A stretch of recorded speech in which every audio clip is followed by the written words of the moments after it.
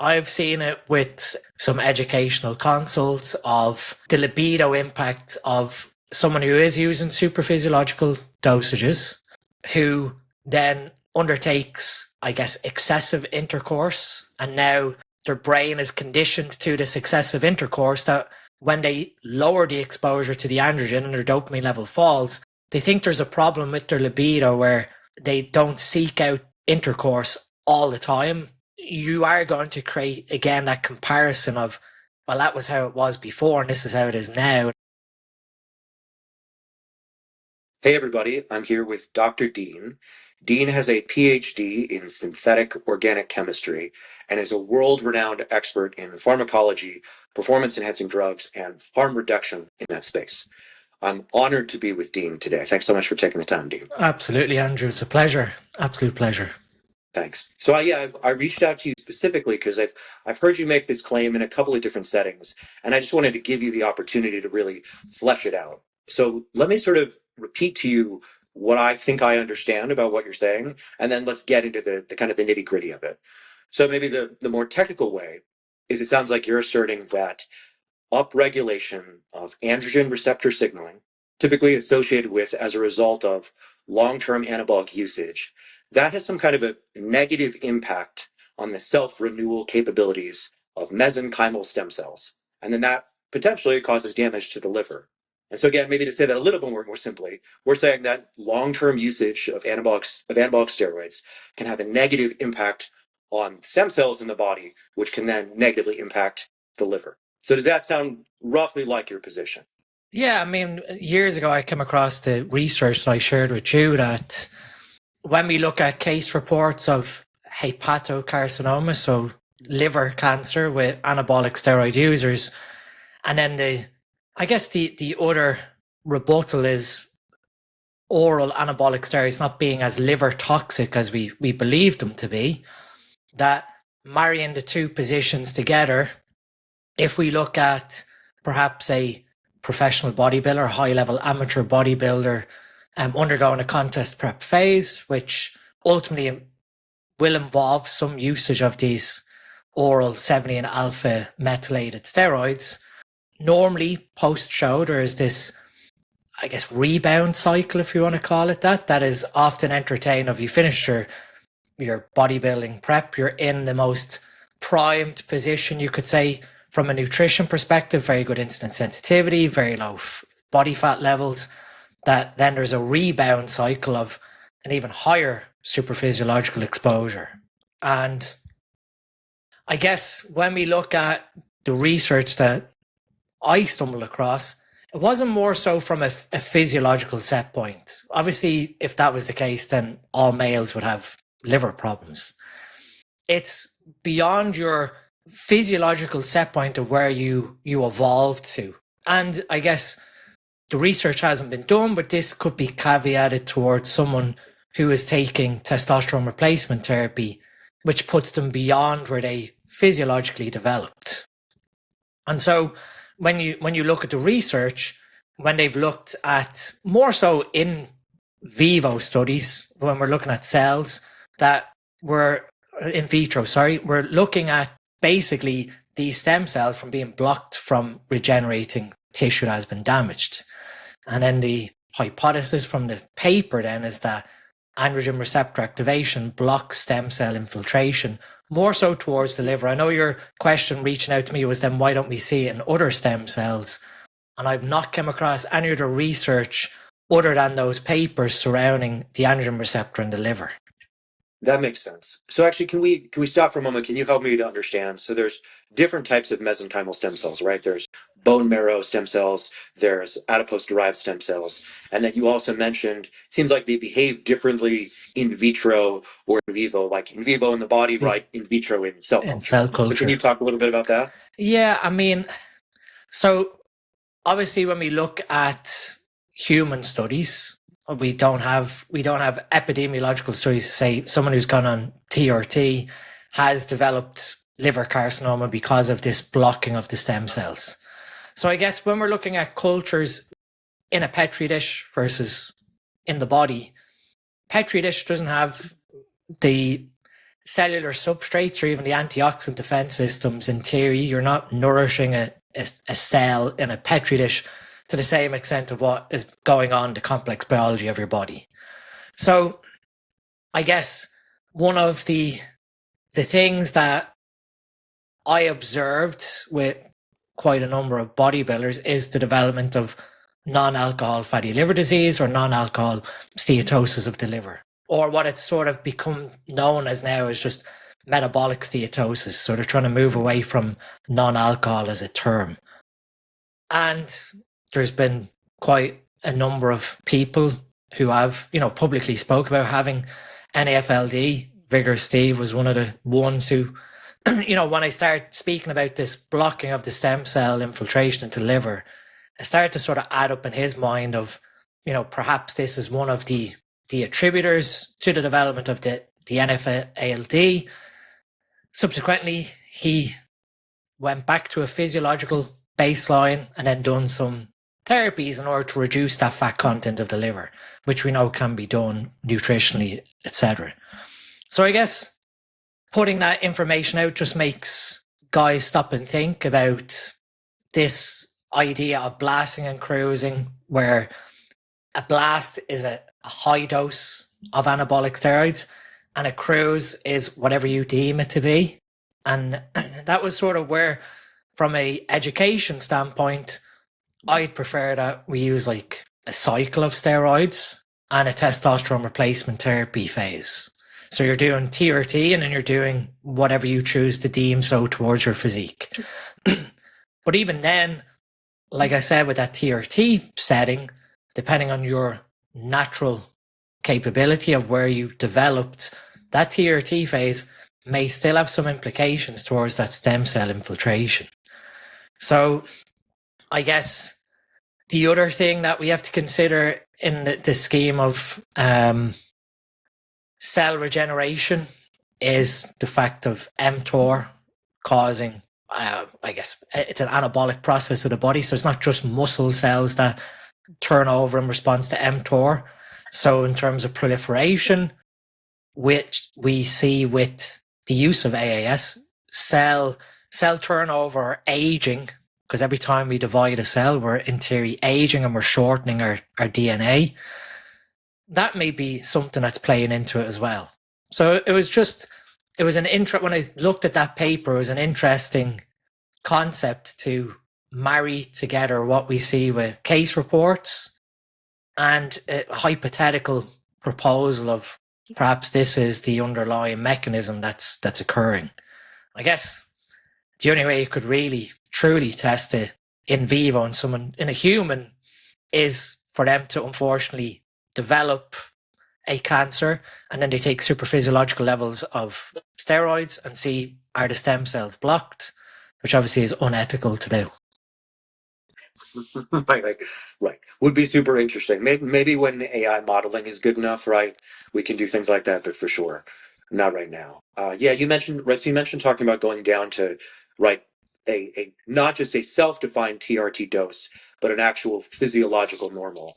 So you had sent me this really interesting study that's related to this about the androgen knockout in mice, right? So there are mice that have had their androgen receptor genes essentially knocked out, so they're no longer active. And in those mice, it seems like the mesenchymal stem cells have stronger replicatory abilities, right? Correct. So I think from is that kind of where you sort of derive that train of thought? Correct. And then obviously there was that other paper linking mechanisms of hepatic cancer, hepatic carcinoma development. That it's just a very interesting insight into, we view anabolic steroids as these things that create anabolism, that create new cells and strengthen our cells. That when we view it from the liver side of things, we view the liver as being quite a resilient organ due to its stem cell pool, that we can, in theory, remove up to 30% of the liver's mass and it will regenerate itself from this bone mesenchymal stem cell pool. That if we do develop some level of fibrosis from oral steroids, from the toxicity involved of oral steroid metabolism, that I would just not like this information not to be considered if someone was considering using these things, especially long term, where you have potential pro bodybuilders who will use these compounds for way beyond 10, 12, depending on how many shows they're doing in that year. There could be quite a large exposure, although it could be a low dose, it's still a larger, longer exposure. That I just want the internal cogs thinking over of this is a potential side effect that no matter what you take in terms of like TUDCA for liver health, so obviously TUDCA improves your bile flow. It's not going to do anything necessarily towards that stem cell pool. Having better or lower viscosity, we should say, or better flowing bile is going to help with detoxification of the liver. Your bile ducts don't get blocked, and then that can't cause bile backflow or cholestasis of the liver, where the bile again is backwashing across the liver. Or glutathione, NAC, milk thistle, whatever you want to pick out of these antioxidant-based supplements, again, they're not really doing much to overcome if we end up with a liver cell that has become damaged, and then the immune cells of the liver view that as a dysfunctional cell to basically get rid of it, to regrow a new one in that scarring process, to speak, and that tagging of trying to repair the cell. Your stem cell infiltration is going to be hindered. So it's just, I guess, yet to be proven with a human study, but when you look at the papers, it starts to make sense from a mechanistic perspective. And I guess I've, over the years, tried to derive some level of mechanistic approach to, why perhaps certain compounds might act like aromatase inhibitors. When you look at aromatase as an enzyme, its binding pocket has a flexible gatekeeper, which allows molecules in and out of it, which means in theory any steroid could go into that binding pocket, provided it's flexible enough to pass through those two amino acid gatekeepers. To other little theories surrounding, like, I guess, imbalances towards our neurochemistry from a dopamine serotonin perspective, and the effects that has on neuronal transmission and the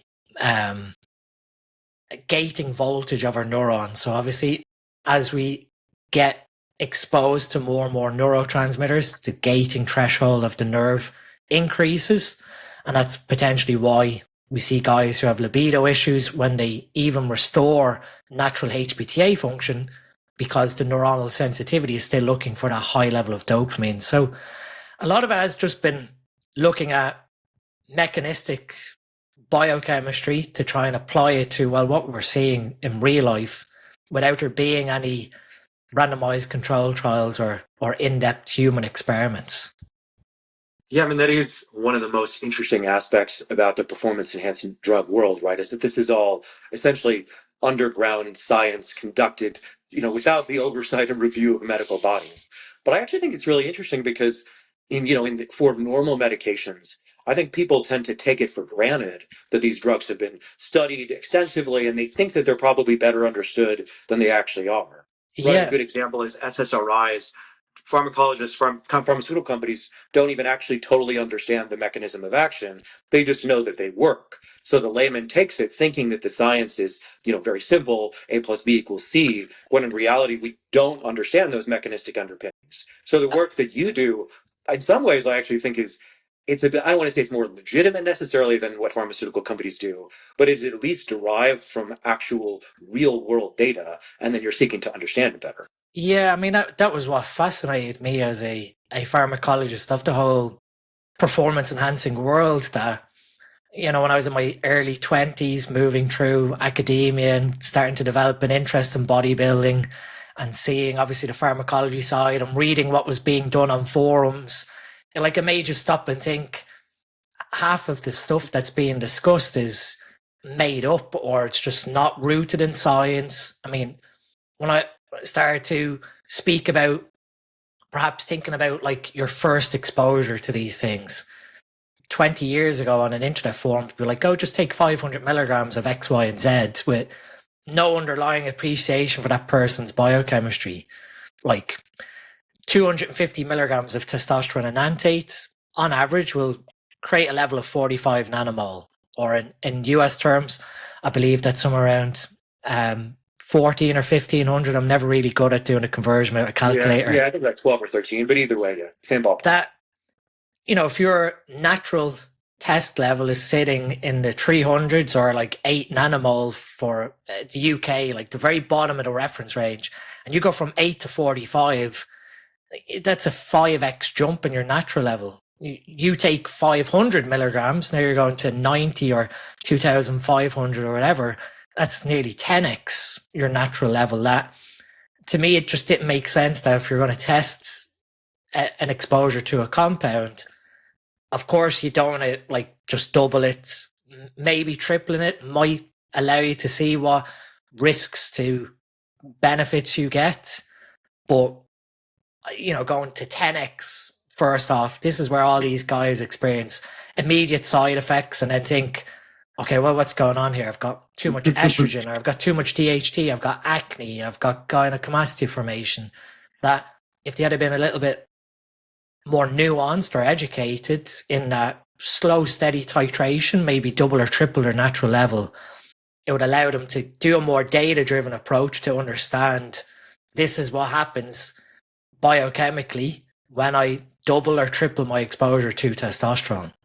So things like that, just even a complete disregard for pharmacokinetics with drug clearance rates or individual drug metabolisms, where someone could be a hyper responder, meaning that in theory they could be a slow metabolizer where the drug stays in their system longer, and they've just been fortunate enough to have good androgen receptor genetics, the CAG genetics. And so now you've got a drug that has great affinity, but is very resistant to being broken down by your body. So it stays in your body longer and you need to take less. Or you can have the non-responders who are in theory fast metabolizers, where the drug level is never achieved to that therapeutic place, if you want to call it that you see drug elimination double in time. And so even then, from like a restoration of the HPTA, when I looked at like PCT protocols, the main sort of post-cycle therapy protocol was Dr. Scali's Power PCT. And this whole concept of starting a PCT protocol after 2 weeks, I became friends with Dr. Scali when I was at university through Facebook, and I used to, ask him questions. And he even published an article around 2018, 2019 online saying, nowhere did I say you start 2 weeks later.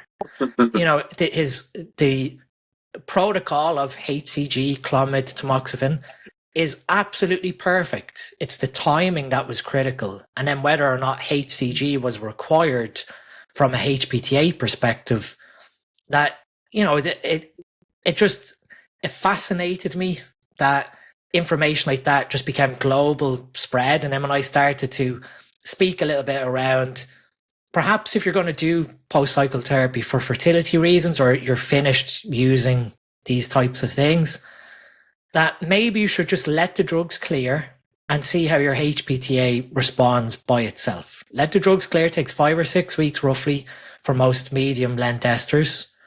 And then at that point, do a blood draw and see what's happened with your fertility hormones and your testosterone. And at that point, if you do need some therapeutic intervention, great.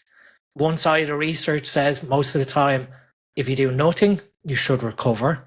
Although during that recovery period, you may be at risk of symptoms, or your estrogen may go too high, which is the feedback to the hypothalamus, and you might not recover adequately. And so I kept seeing I was an educator on a UK forum. I kept seeing guys like post their blood work after doing an equipoise cycle, doing this 2-week PCT, and their total testosterone was pretty much non-existent, and their LH and FSH were non-existent. And when you explained that equipoise, due to the undecyclinate ester, that takes about 9 or 10 weeks to fully clear, if you start using a PCT protocol after 2 weeks, you still have the drug in your system, that by the time you run this power PCT protocol, you're just literally finishing it as the drug is leaving your system. And you've basically wasted time, but more so exposed yourself to, like perhaps Clomid as a synthetic estrogen that creates side effects that you now have to make a decision. Okay, perhaps I have to rerun this protocol to stabilize my brain function. So it fascinated me. There's quite a lot of mechanistic science. And obviously, when you're developing like pharmaceuticals, in my view, looking at the root cause questions generates the actual solution to the problem. And I guess that's probably why I never went into drug development, because I started to see quite a lot of drugs were to address symptoms as opposed to addressing the root causes. And that was obviously my entry into functional medicine or naturopathy, like just asking a root cause question. Why do you have the problem? Like, what is the underlying root cause or mechanism of why that problem occurred? And I guess that's sort of where things like looking at the stem cells of the liver, it's just something where you ask yourself a question, you go start looking on PubMed at, well, what could be a potential mechanism surrounding it? No, it makes perfect sense. I mean, from a biological perspective, the HPTA should be robust.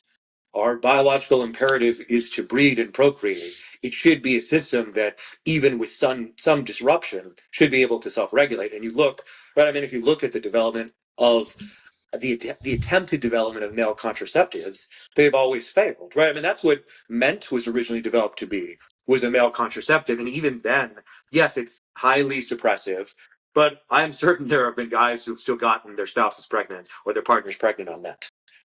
Correct. Like, I mean, for a male contraception to work, you basically have to completely eliminate FSH signaling from the brain, which, in other words, you'd be completely castrating someone from the hypothalamus and pituitary. That, in my view, if you do that, it's probably going to be irreversible. And I guess this is where, in theory, some of the gonadorelin type drugs have a high risk in terms of, if you get the dose wrong, you can severely impair the signaling of the kisspeptin neurons or the gonadotropin releasing neurons, which is where, you know, things like triptorelin came with a cautionary risk that this is a very controlled exposure to those neurons to try and signal gonadotropin releasing hormone than a more is better approach. And like you said, in terms of the HPTA, when people ask me about PCTs, I say the exact same thing of this system has evolved over thousands of years, that a lot of the time what tends to disrupt a PCT is the emotional impact and the neuropsychological impact of when our testosterone level crashes from basically being at an optimal level or even super physiological level to pretty much crashing close to zero to restarting. Your neurons of your brain are, in other words, screaming at you for dopamine to have you feeling motivated, having libido, having drive, to get out of bed every morning. That if we tend to view it that way, and not that something's wrong with your brain, that this is completely normal as your brain tries to adapt back to this physiological level, then it's a completely normal process as part of recovering that HPTA. And in my view, and hopefully over time, I mean, I would like to maybe publish some sort of paper with a lot of the data I've gathered with some of the clinics that I've worked alongside, of there being this inherent, perhaps psychological dependence that reinitiates AAS use as a consequence of the person viewing that their brain is broke. And it's basically just because that neuron threshold, the sensitivity of the neuron of their brain, is trying to fall back in line with the amount of dopamine they're making with their natural testosterone level. I think the way I often try and explain it to someone who's perhaps been using anabolics for a very long time and then they're looking to transition to this PCT process, is it is basically like driving a Ferrari and then going back to like a smart car, that they both do the same job, but the absolute thrill of driving a Ferrari versus the smart car is going to be gone. You can't compare one versus the other. The same way you can't compare your brain chemistry as it felt on TRT or an anabolic steroid cycle versus how it feels to be normal or back to your physiological level. And that impatience in a lot of younger guys drives relapse of they come off, they feel very bad, they feel low. Their blood work shows their HPTA is responding, so they have LH, FSH, total testosterone. Their neurochemistry has not baselined back to how it should be. And so, not that they're gaslit, but their GP is looking at their bloods without an understanding of this dopamine regulation from hormones and either writing it off as depression or some sort of imbalance within the neurochemistry, or that it's all in the person's head. And so they're sort of left with no real guidance on this is part of the process where the brain chemistry needs to fall back to.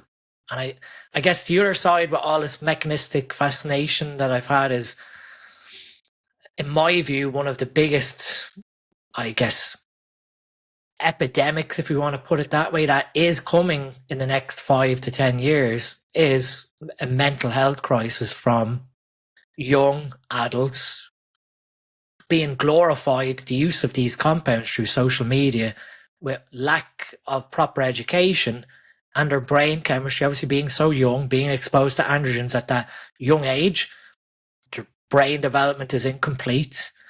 When they reach their early 30s or late 30s, depending on where they are in their life and the use and abuse that they've undertaken, that is when we might start seeing these cognitive deficits start to appear from oxidative stress or impaired neuron transmission or even neuronal cell death from excitotoxicity, where they've made too much dopamine in their brain and basically desensitized or killed the nerve.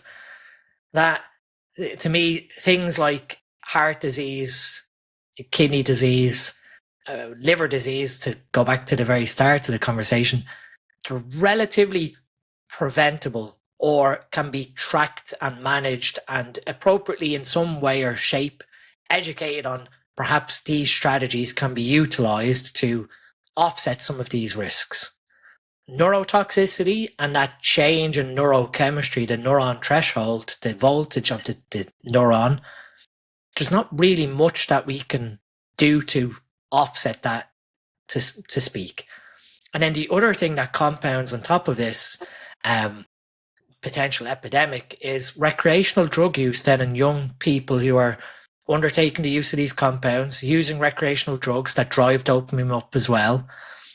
And now, again, when they think that this 10 or 12 week cycle is done, that, you just stop using it and everything goes back to how it was, it's a frightening thing that we have to almost combat some of the miseducation that's online from influencers glorifying these things with a realization to the conversation that, yes, these things exist.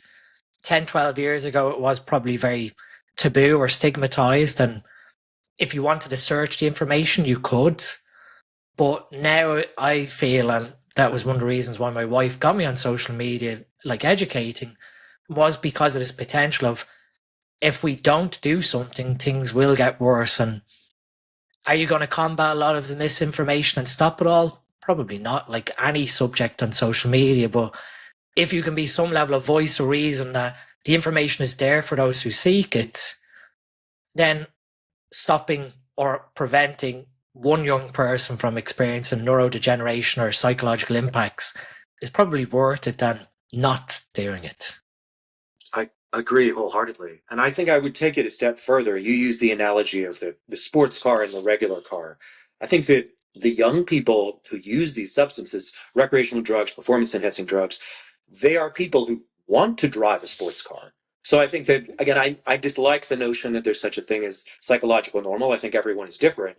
But these are people who are already inclined to risk-taking behaviors. These are people who are already perhaps pleasure-seeking and motivated in that sense.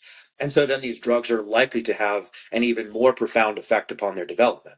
And so I think you're going to see a doubling and a tripling of what might be a more mediated phenomenon among the general population, but because it's concentrated amongst risk takers, it's probably going to be worse. Absolutely. And I mean, even I've seen it with some educational consults of the libido impact of someone who is using super physiological dosages, who then undertakes, I guess, excessive intercourse. And now their brain is conditioned to this excessive intercourse that when they lower the exposure to the androgen and their dopamine level falls, they think there's a problem with their libido where they don't seek out intercourse all the time. So even having that level of control over your neurochemistry where, like we've sort of seen, that you've opened the floodgates and everything is very pleasurable, you're very, very driven, you've very high male sort of dominating behaviors, that if you allow those to be excessive, then the impact to your brain, then your brain is only doing what it is seeking out to do. That if you develop that habit to speak, you are going to create, again, that comparison of, well, that was how it was before and this is how it is now. That trying to explain to someone that has been, I guess, inferred to their brain from the habit that they've developed, that how they feel now, whilst it is like that very subjective to that person, they've inferred it on themselves through that behavior as opposed to something being wrong with them. So I think we need to be very mindful of when our brain is in that heightened neurochemical state, what we entertain towards what our brain is seeking out, like that risk behavior, reward behavior, that if we then start developing some level of habit or psychological routine associated with that, then when we come back to a normal level, the brain is still telling you, I want to do what you were doing before. And then you think something's wrong because you don't have the capacity to entertain it. You know, it's funny. This just occurred to me as you were speaking. Right? We know all the time we talk about the libido enhancing effects of PEDs, but DHTs more specifically help with neurology and habit formation and learning. Right? They actually speed up that learning curve of, you think about it in a performance context, right? Like you get better at the bench press, you're better at recruiting those muscles. But I think you would also have a similar effect upon just broader habit formation in general, because those synaptic loops get tighter because of the pressure of the DHT. Yep. And I mean, then this again comes back to them, what our sort of most strongest androgenic compound, Trenbolone, to speak, why we see obviously the very heightened libido. But then if that person like that entertains this very high libido and that compound is removed, that dopaminergic signaling isn't to the same extent as how it was with that drug exposure, that they almost then become psychologically impacted in their own head of, why don't I feel the need to have intercourse, or why aren't I sexually driven? And it's again just an artifact of their brain coming back to quote unquote normality. That these things, the health side of things fascinated me in the beginning, and now the more neurological aspects of long-term impacts to memory, libido, our day-to-day functioning from excessive exposure to these compounds. Without that, I guess when you view a strategy to offset it, it is probably in theory having some level of discipline over your neurochemistry to have a long-lasting impact then on your brain health, if we want to call it that. And I mean, right. Is that the sort of remedy, as it will? Is it all when you're on a cycle of Trenbolone or something that's really raising that dopamine? Should you actually proactively avoid dopamine-seeking behaviors? Right? Is that what people should do? I mean, live like a monk. Right? It's crazy. And I mean, even when someone has that high dopamine neuron threshold post-exposure, this is where guys then fall down these pleasure-seeking behaviors of either excessive pornography or using recreational drugs to try and get their dopamine level up to feel good again. That how do you lower your dopamine neurons sensitivity or the threshold of the neuron? It's to starve the neuron of a high amount of dopamine so that the gating voltage lowers. And so now you're telling someone no social media, no risky behaviors, no driving anything that sort of brings a bit of spark into their life that, yeah, you can't expect in today's modern society for someone to like live inside four doors with no TV or nothing. That is impossible.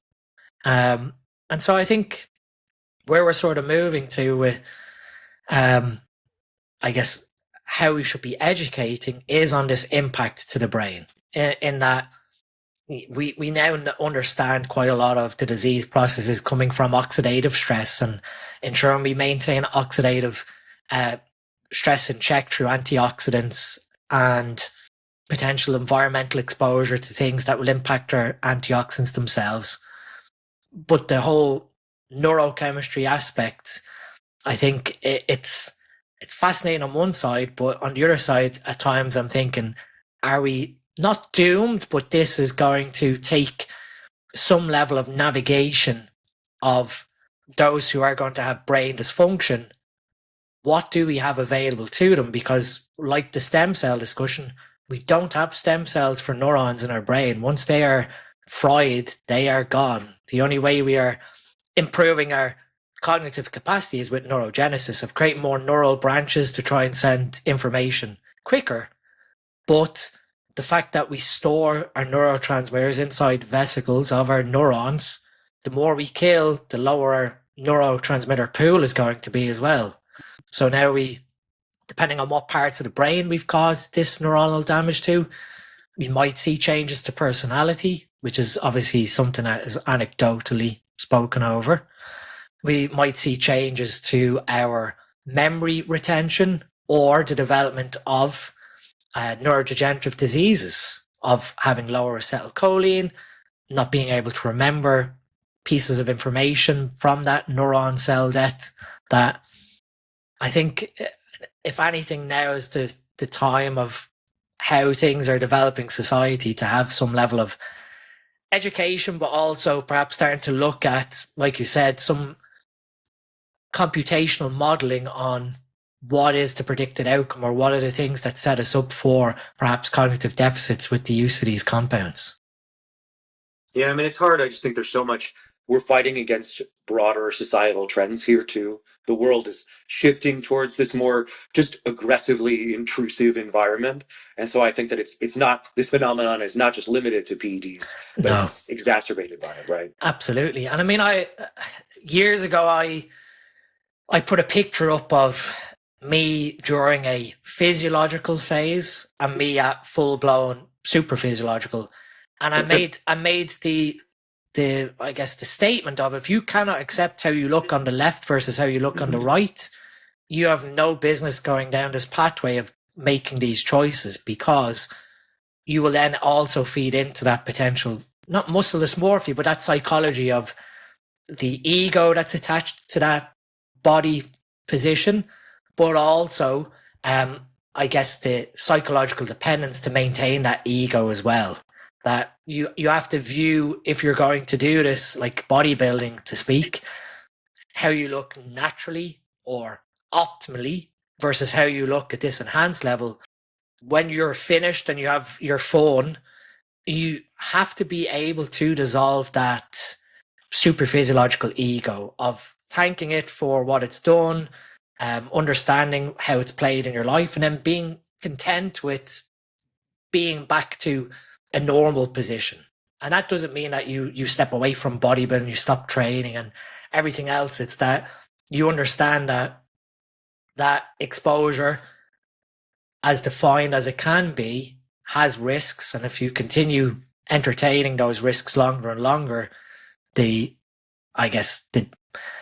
problems that are going to manifest will soon start coming on quicker and quicker. That you have to know when it's time to thank that ego and move on and find some other activity or some other venture to fill that gap, whether it's another hobby or something. That I find that fascinating, because again, you see guys who find it very difficult to move away from the competitive scene, which involves the use of these compounds, to then recreational use to maintain that physique, even though they're never going to step on stage. That doesn't necessarily mean that, okay, they can never utilize a cycle or a super physiological level, but it has to be within the merits of perhaps why they're doing it. Is it for 8 weeks to look good on holiday once per year for their own ego? And we all technically do that to some extent. We'll get our physique in a good position to go on vacation, whether that's for our own selfish ego, our own vanity perspective. Again, that's the draw of bodybuilding, of having that sculpture of your body, but knowing that, that we don't entertain into the underlying risks that ego is trying to draw on you. The psychological side of this exposure to these compounds driven with society is what continues to fascinate me day to day. Yeah, actually, one thing I noticed, I don't feel like it's talked about very specifically online, is that when people talk about anabolic compounds, they'll say, "Oh, this will put mass on you, this will help you cut." But I don't think that people focus specifically on the cosmetic effect of different anabolics, because that is really what you're talking about. Is that I've seen your photos of you right on TRT at physiological doses. You look great, but there's an alien quality to a person who is enhanced. There is something that the compounds do visually that really cannot be replicated without those compounds. So could you speak to that a little bit, particularly in the context of oral compounds, because they tend to have the most profound visual effects? Yeah, I've tried to understand this mechanism that you're speaking about, that for something like stanozolol or winstrol, why the physique changes to a very, I guess, if someone has a very low body fat, you start to see a very dry or striated physique from that compounds effect. And the only thing that I can speculate and speak with other people over is that you start to change the fluid dynamics of cells, in that you now start, I guess, drawing more fluid into the tissue, so it's fuller, which is based on potassium shuttling. But also, I wouldn't say necessarily reduce your extracellular volume, like in your bloodstream, because obviously if that occurred, then you wouldn't have vascularity. But it's almost like you're partitioning just enough fluid into the cells to have that fullness, but the sub-Q layer of the tissue having very low water content. So whether it is something to do there between, obviously we distribute water all throughout our body. Most of it is in our, I guess, our extracellular space, and then we have our water body inside our cells. That partitioning between like our sub-Q and our blood vessels, are they influencing water transport out of that? And is that estrogen? Estrogen regulates how much fluid goes into our extracellular space, or the interstitial space, which is why, in theory, if you've got very high estrogen, you'll see an increase in blood pressure because we're pulling fluid into the extracellular space. Is it that there is a change in the dynamic, that you've got more androgen receptor activation in perhaps the sub-Q skin, which then is influencing how much fluid is being retained there? And so you end up with a depleted cell of fluid, where the fluid is inside the muscle, but not inside the skin, to speak, or very low levels within the skin. And now we have this sort of shrink-wrapped appearance. Like anyone who has ever done this, you get to a certain level of body fat in a competition phase, and as soon as these compounds go in, your visual appearance, without even your body weight changing, drastically within 4 to 5 days changes. And it's quite profound. And you see, some protocols involve very high dosages of winstrol for just maybe 10, 12 days before a show to get that cosmetic effect. Knowing that, okay, winstrol does play in as a DHT derivative, an oral derivative, does have some aspects either as a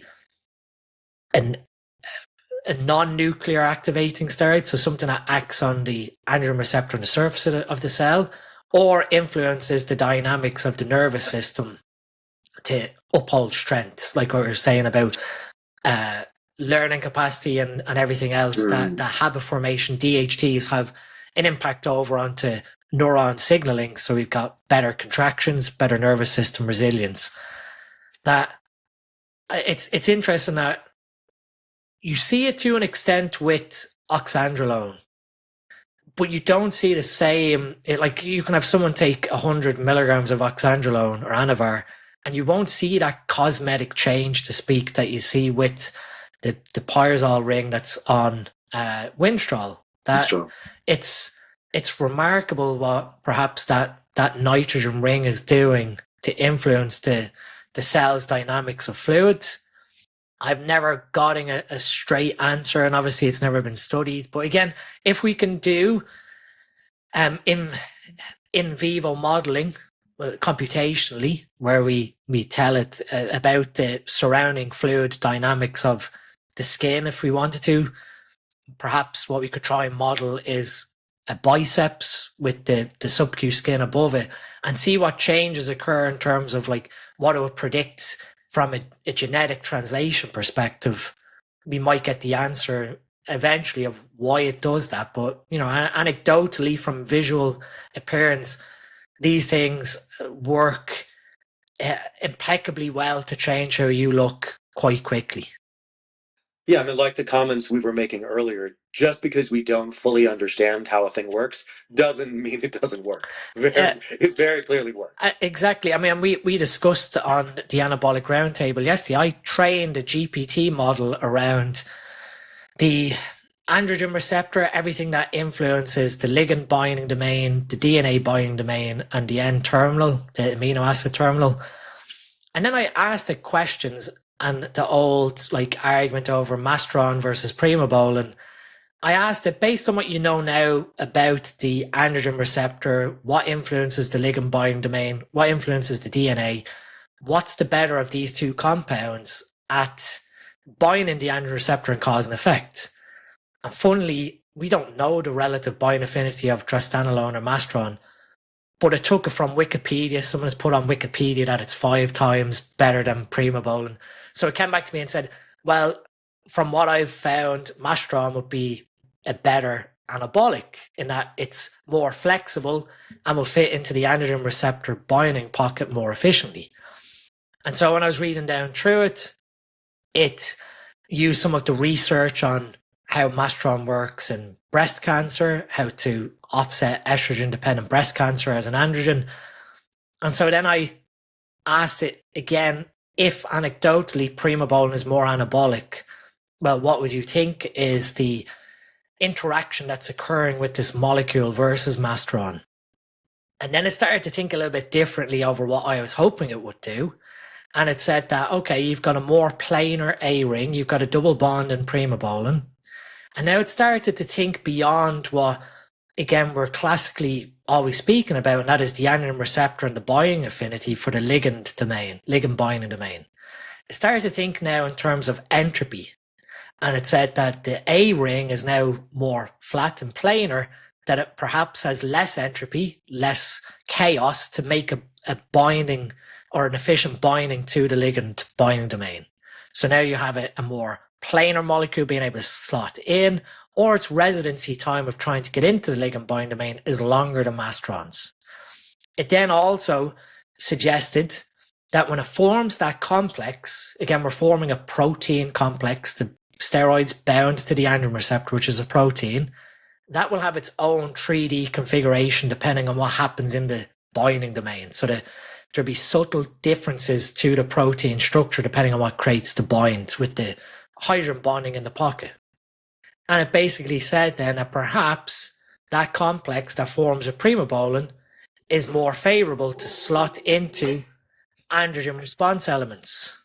So it basically suggested that then the androgen response element, the formation of that complex into the response element, perhaps is more favorable with the Primobolan complex, or it's more favorable in terms of site activation. So if it's inside a muscle cell, the androgen response element is more favorably bound by this Primobolan androgen receptor complex. And so I started to think more globally then towards what is happening in the genome than what's happening just inside the cytosol into the nucleus. And again, I'd love to do something computational wise that if we ask these questions of the changes in the androgen receptor complex depending on different molecules, and what are the outcomes in gene transcription, what genes in theory could be switched on. It's not an impossible study. You could do a radio tracered assay and then check what genes get switched on between the two drugs. But it would maybe give us an insight into perhaps why one anecdotally is more anabolic than the other. They're both anabolic. We both know that they build muscle tissue. They act as androgens. And clear perhaps some of the mechanisms of why Masteron lowers estrogen versus Primobolan. Some of the mechanisms that the GPT gave back surrounded more so perhaps because we see Masteron being efficacious with breast cancer or estrogen positive breast cancer, you're actually dialing down the estrogen response elements. So the androgen response elements and estrogen response elements share the same coactivators. So if you're activating an androgen response element, you're starving the estrogen response element of its activators. You're in theory perhaps down-regulating estrogen receptor function or estrogen receptor creation from starving the ERE. And then also when you look at perhaps the flexibility of the molecules, like I said, surrounding the gatekeeper of aromatase, Masteron is more flexible than Primobolan. However, because Primobolan is more flat and more planar, it might actually slot into that aromatase binding pocket with less entropy, blocking another testosterone from entering. So you have a competitive antagonist. And so things like this fascinate me if we ever did go and do them computationally, because it would just satisfy curiosity of, we see this occur on serum blood work with certain individuals. Masteron lowers estrogen in one person, but doesn't do it in another. Same with Primobolan, lowers estrogen in quite a lot of people, but in some people it doesn't. That we then get perhaps a finite answer on what's happening biochemically. Maybe I'm taking this too far, but do you think that also could support the argument that perhaps you might get something more out of using Primobolan and Masteron simultaneously because of the mechanisms of action, right? Because conventionally you're like, okay, they're both DHTs, you're just stacking. But if Masteron is doing something different to the estrogen receptor, is that potentially synergistic with something? Exactly. And this was another, like when we discussed that and Kurt discussed it and Steve brought it up, which was interesting, that if you had both in play, what we know is when an androgen binds an androgen receptor, it's not like a one-shot target. They leave the genome and dissociate. So in theory, when you bind an androgen receptor, it's not that it's useless, that it's broken down. They dissociate. In theory, you could have another interaction as soon as it leaves the nucleus with another androgen receptor that you now send that same molecule back in again. But like that, because in theory they both potentially can be metabolized at that 3-keto position, so the 3-keto hydroxylases, if you had Masteron and Primobolan ran together, one of them might be preferentially metabolized, leaving the other intact. And so you're using one in theory as a sacrifice to keep the other binding to androgen receptors. So like these things now are starting to like turn cogs in my head of, you've got guys going, well, you use one or the other. Like that, are they synergistic then? And I guess the downside to both is in theory then you could completely drop estradiol into a position that might not be favorable from a metabolic health perspective or even hair health, because we need some level of estradiol for our hair, for blood flow to the scalp, that you're getting this really androgenic profile, which would be probably amazing for bodybuilding, but then the impact your estradiol on other processes of the body might not be so as lucky. But it then starts to stem the argument away from it's either one or the other, or one isn't very anabolic than the other. They could have this synergy when we start thinking of this biochemistry. if one is more planar and has less entropy to enter into the androgen receptor, the affinity might be less, but the actual outcome genomically is more favorable. That like that, I'd love to see someone take these ideas and just run it through a computational chemistry program and give us some insight, whether it is computational wise, that these theories might be correct when we start thinking about them. It's just funny. I mean, I love this conversation, but I'm just reflecting the difference between this conversation and like, bro, just take a gram of test, right?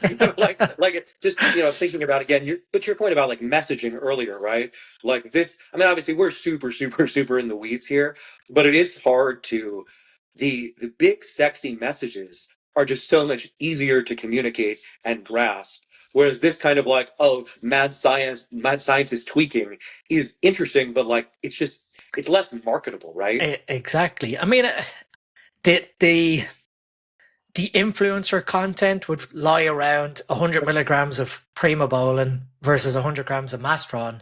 100 milligrams of Primobolan antate has like 60 billion, trillion, quadrillion molecules more than 100 milligrams of Masteron. So now you're like, influencer content relies around, well, 100 milligrams of Masteron has way more capability to be metabolized because there's less molecules than Primobolan. And so the content that surrounds like these compounds are safer than the other. I mean, I had someone ask me recently when I'd done a post around like anavar use in females and 2.5 milligrams of anavar versus 10 milligrams of anavar versus the 0.5 milligram of testosterone a female makes per day. 10 milligrams of anavar versus 0.5 milligram of testosterone a female, again, I couldn't even tell you what it is as a number. It's, 20 odd zeros to it, that whilst it looks like a tiny dose, 10 milligrams, in the scheme of like biochemistry and molecular interactions, this is like billions, millions, trillions, that you start getting people to think less about what the milligram number is and what actually happens when you take that dose.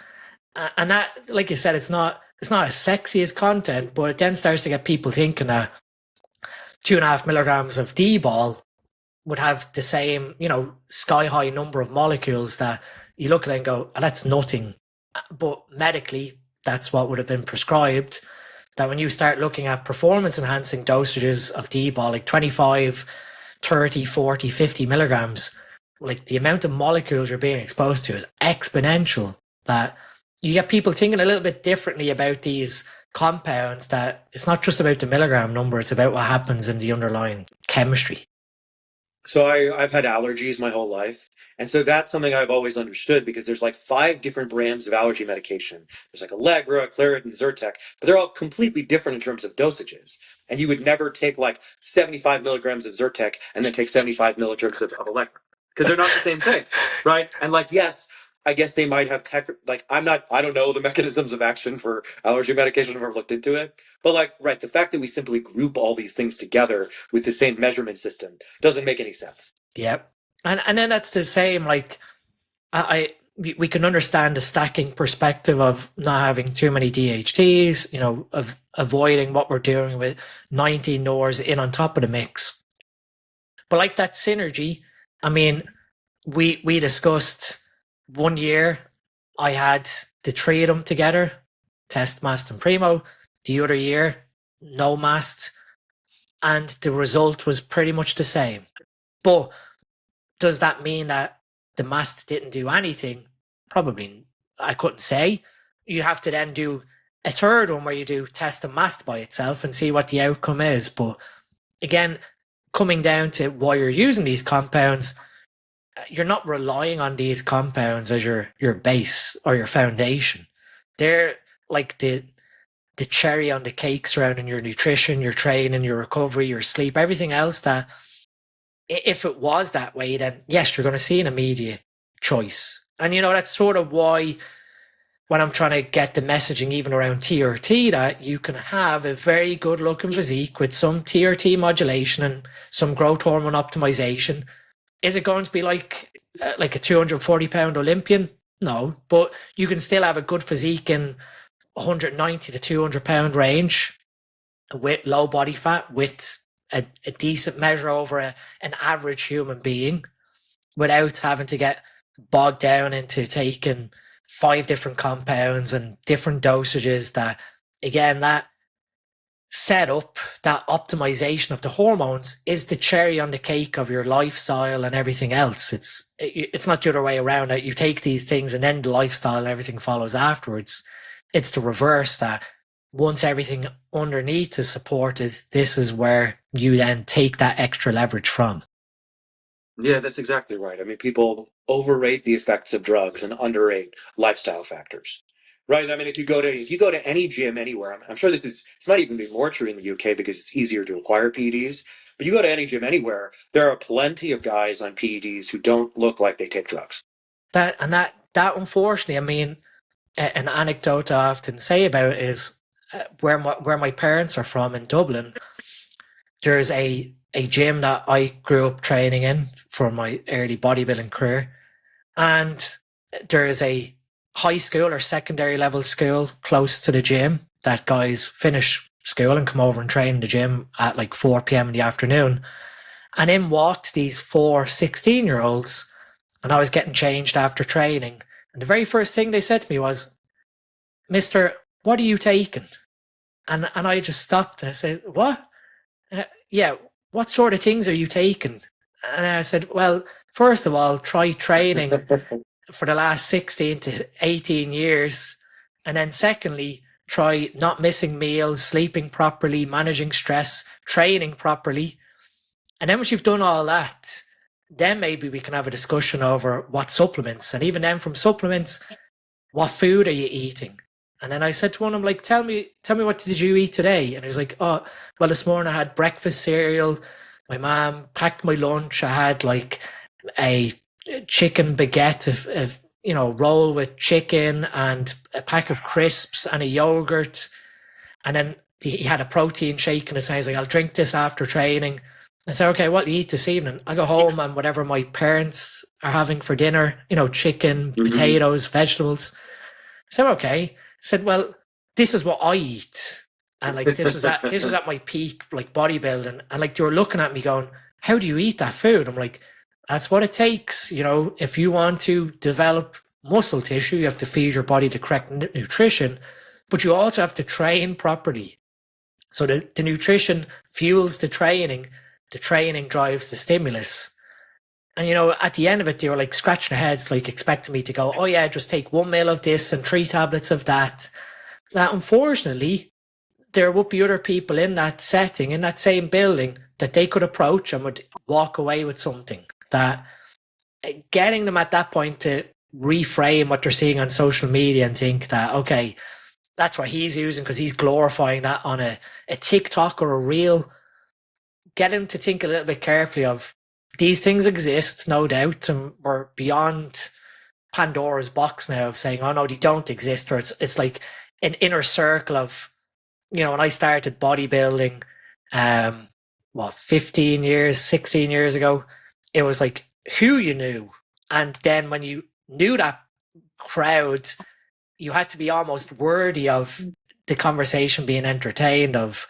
It wasn't like, oh yeah, here, I'll take out a bag. It was sort of like, if you approached that type of person and you weren't worthy of it, you'd be told, get out of here, or you'd be kicked out of the gym. Mm-hmm. So it's sort of like now it's so openly accessible, like you said, that being able to give them that straight, blunt advice of not beating around the bush and, acknowledging to them after telling them these things that, yes, these things exist and they exist in this environment, but do yourself a favor and wait at least another 9 to 10 years until you're in your mid-20s before you make any decisions here, when your brain is at a position where you are close to being fully matured. And then if you think that's the right thing to do, then that's your choice. But don't be influenced as a child even, or, a young adult, of thinking that these things don't have risks, or that you take it and all of a sudden you magically look 10, 20 pounds bigger. We have, some case reports in the media of even Ireland of teenagers using these things and then passing away because they're not educated around like oxidative stress and everything else, that even their parents aren't aware of what's going on. And then you know, in the UK, Ireland, there is no legislation. It's not illegal to possess, or it's not illegal to have self-possession. But if things continue that way, then you end up with stricter and stricter protocols where if you drive these things underground, then perhaps you make the problem even worse. That, yeah, I feel, you know, from an education perspective, it's important to get that age demographic, whether that means having like silly parent-child talks, or where you have education in schools of, like any other drug education, that these are a class of compounds that are existing in society now. And these are the impacts, that you be well versed in not going near them until perhaps there's the appropriate time in your development. And even at that, they come with consequences that you have to be very certain that you understand why you're doing it. Is it for your own personal affirmation, or is it from societal pressure? Because again, guys are taking these things to keep up with, again, to go back to what you said about society change and feeling that they have to look a certain way, and these compounds are what create that image. Yeah, I think that's a great place to end on. Thanks so much, Gene. Is there anything I know? What's the best place for people to find you? Instagram, Andrew, DNSTM, or we have our education site, sneducation.co.uk. So if anyone wants to reach out through DM, Instagram is the best way. Awesome. Thanks so much. Thank you.